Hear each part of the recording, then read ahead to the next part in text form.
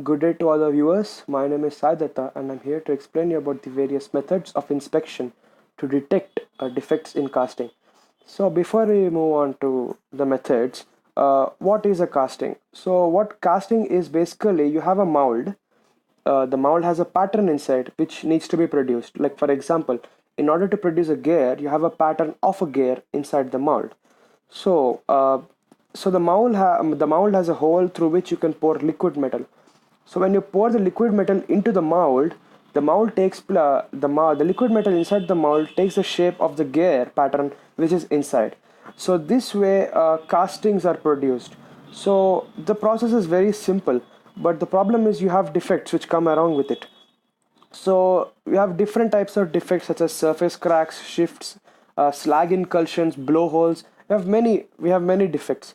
So in order to detect these various defects, you have different methods of inspection. So visual inspection being the most basic. So one of the various inspection methods are firstly visual inspection, hydrostatic pressure test, magnetic particle inspection, radiographic examination, ultrasonic inspection, dye penetrant inspection, and coin testing. So in this video I'm going to explain you the basic and frequently used methods which are used today in various factories and industries. So firstly we'll go on to the visual inspection. So it, as the name suggests, a visual inspection means uh, seeing. So visual means you can see. So the cracks which are on the surface are basically what visual inspection can detect. So common defects such as surface roughness and shifts can also be detected by visual inspection. So when you observe a surface of a casting, you can see the crack. So when you see the crack, basically you're detecting the defect. So this way visual inspection is done.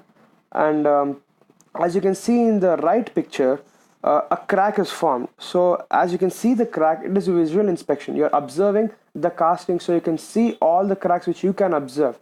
And the cracks which you cannot observe, we have different methods for that.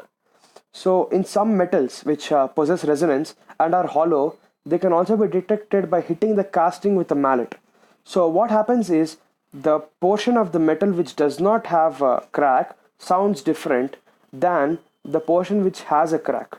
So when you hit the different parts of the casting, you can listen to the sound. The tone changes. So when the tone changes, you can point out the location that there's a crack over there. So this way you cannot pinpoint the location, but you definitely know the location of where the crack lies. This way visual inspection can be done. And ultrasonic inspection. Ultrasonic inspection is used in industries very frequently. So as the name suggests, it uses ultrasonic waves. And in order to produce an ultrasonic waves and to send the ultrasonic signal, we have an oscillator. So what the oscillator does is it passes the signals through the casting. So as it passes through the casting, some of these signals reflect back. These reflect back when they detect the cracks inside the casting. So what happens is the signal hits the crack and reflects back into the oscillator. And so we have a receiver for that. So when the receiver receives the signal, it creates a graph. Like for example, we have two graphs in our right image. So the first graph we have two waves which indicate the two endpoints of the scanning scale. So we don't have a crack, which is why the signal can freely flow through the material. So in the second part of the second image, we have a crack. So what happens is the the signal which is sent hits the crack and it reflects back. So what happens is in the graph, we have a wave. It shows a distortion in the graph. So this distortion indicates the crack. So where ultrasonic inspection can be useful is when you can't access the crack. Your internal defects basically. So the reflected signal is determined by an ultrasonic detector. Through this, the location of the internal defect can be determined. It can be pinpointed. So this way, ultrasonic inspection can be very useful in industries. Next, we have liquid penetrant test. This is also a very basic test. So what happens is you have a dye. So this dye is applied on the surface, and liquid penetrant test basically. Let me tell you first.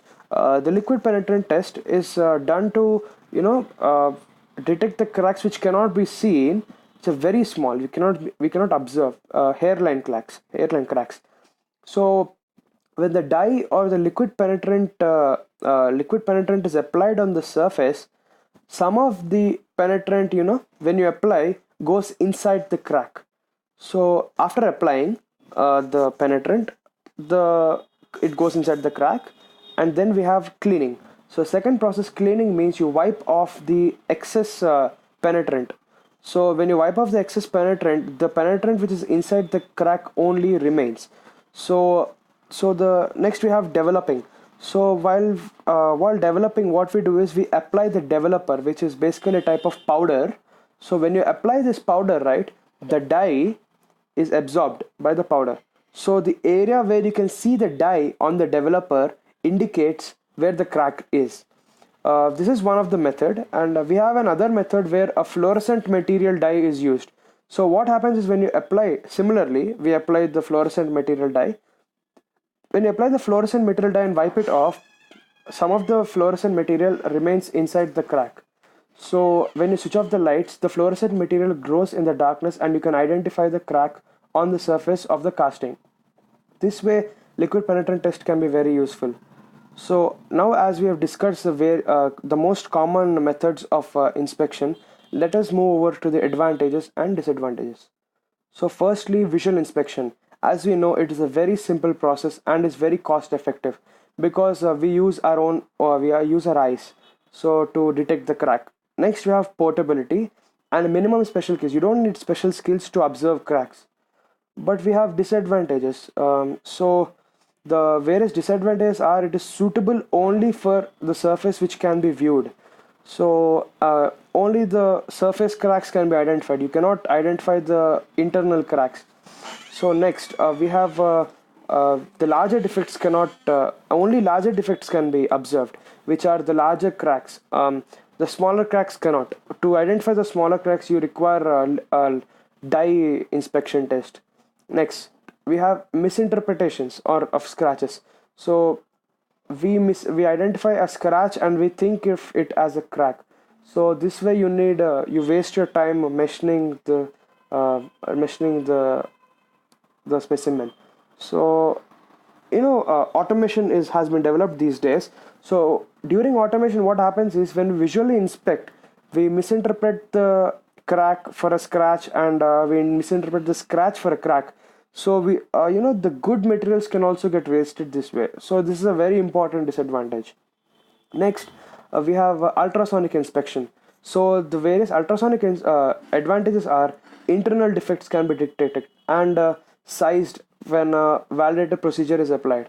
So when the ultrasonic inspection is applied, you can detect the internal defects, and when a more advanced machine is used, you can also determine the distance and pinpoint the location.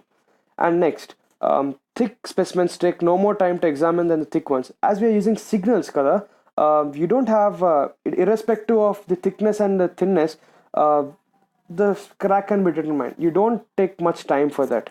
It is access only to one side of the component is needed. Only one portion of the component is needed, and as you place the oscillator on top of the material and the signal is passing through the object, you don't need a receiver on the other side. Next, you don't have any radiation hazard. So in the radiation test, we have a radiation hazard, but in the ultrasonic inspection, we don't have any kinds of hazards. Next, the disadvantages: we have a high degree of operator skill. So this method is a bit complicated, which is why high degree of operator skill is required. Next, large grain size in welds can disrupt and mask the defects. So sometimes the machine can mistake large grains for defects. So for example, you want to identify slag incursions inside the casting.